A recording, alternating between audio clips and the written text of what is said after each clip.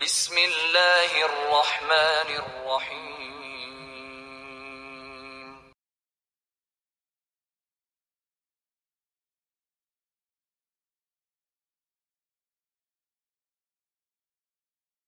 Ibu tahu ciri perempuan solihah di Quran?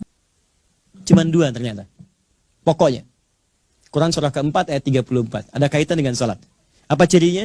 1, fassalihatu, istri yang solihah itu qanitatun, taat pada suami ya. Ya, sepanjang ia menyampaikan yang baik-baik menurut Allah. Taat kepada Allah dengan cara menaati suami pada yang baik-baik. Misal, kalau kata suami begini, "Mah, ngaji ya?" Siapa ya?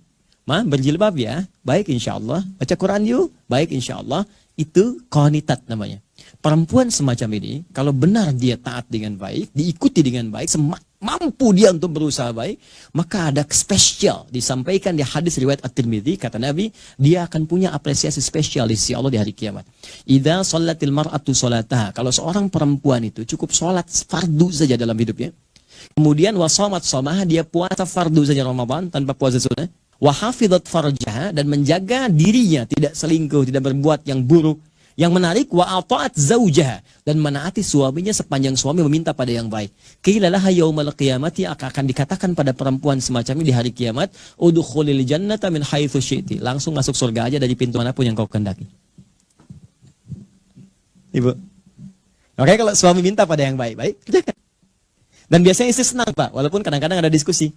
"Mah, pengajian yuk." "Siapa?" Tiba-tiba ke kamar bawa baju kan. "Apa yang biru atau yang hijau nih pakai mama?" "Oh, kayaknya biru bagus deh." "Ah, kayaknya hijau deh." Ya, katanya nanya tapi udah punya jawaban kan. Bagus, masih mending kalau dipakai, begitu keluar kuning. Ya, oke lah.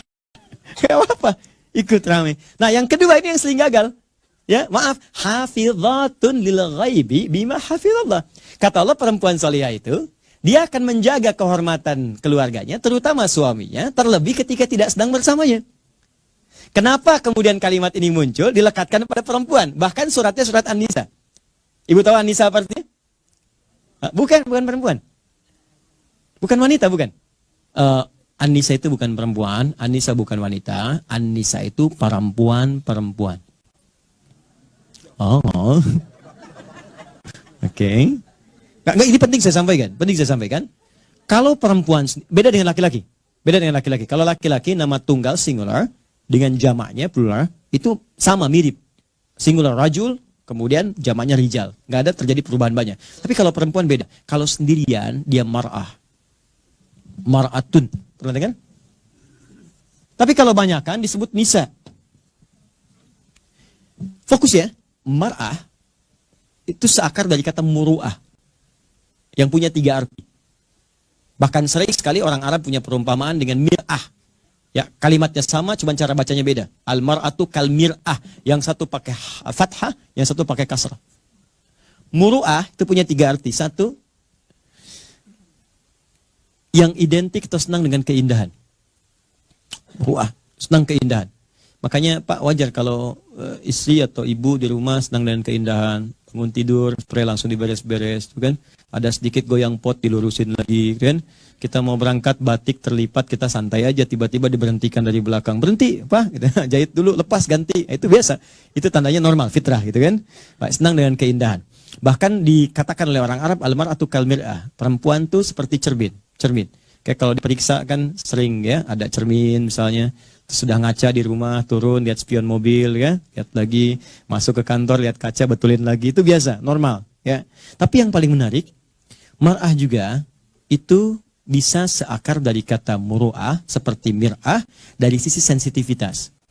Kenapa perempuan disebut mar'ah? Karena dia punya sifat rasa yang tinggi dibanding laki-laki, rasa yang sangat dalam, jadi pakai perasaannya yang dalam. Nah, makanya sering orang Arab mengibaratkan seperti cermin. Ibu, saya tanya atau bapak, kalau cermin saya lemparkan, pecah ya, bisa nggak disusun kembali? Bisa disusun kembali, tapi dia sulit memantulkan bayangan yang sempurna. Sama dengan perempuan, kalau dia terlukai, dia cepat memaafkan, tapi sulit melupakan apa yang dialami. Parah. Oh, oke. Makanya kalau ada masalah sekarang, tuh rekening listrik 15 tahun yang lalu, masih diingat Pak. Papa dulu kan begitu kan? Itu marah. Jadi biasa kalau nanti ada persoalan, terus masalah yang lalu diungkit itu biasa. Ya, artinya normal gitu. Ya, sehat artinya. Baik. Tapi ingat ya. Tapi ketika dia banyakkan, namanya berubah jadi nisa.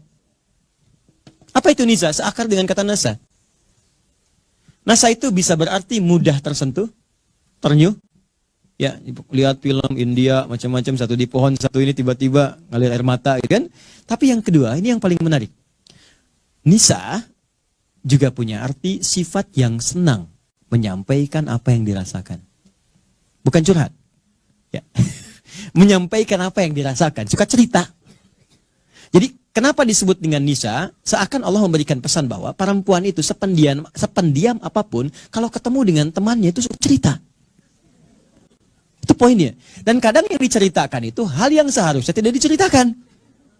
Makanya kata Quran, hafizatun lil ghaibi, perempuan yang solehah itu dia tak akan membuka aib suaminya atau di rumah tangganya saat bahkan tak sedang dengannya. Ini kadang-kadang sering kejadian. Padahal mungkin yang dituju pengajian. Datang ke pengajian, bertemu dengan kawan, yang lain belum datang. Ukhti lagi, apa kabar Jeng? Baik, sehat. Alhamdulillah. Keluarga gimana? Baik. Suami gimana? Di situ masalahnya. Masalah. Oke. Sekarang banyak kan? Ya, sekarang nggak datang pun bisa bikin sendiri kan? Bikin status. Kamu tidak seperti yang aku kira. Wah, tulis, bikin komen ya. Oke, paham ya?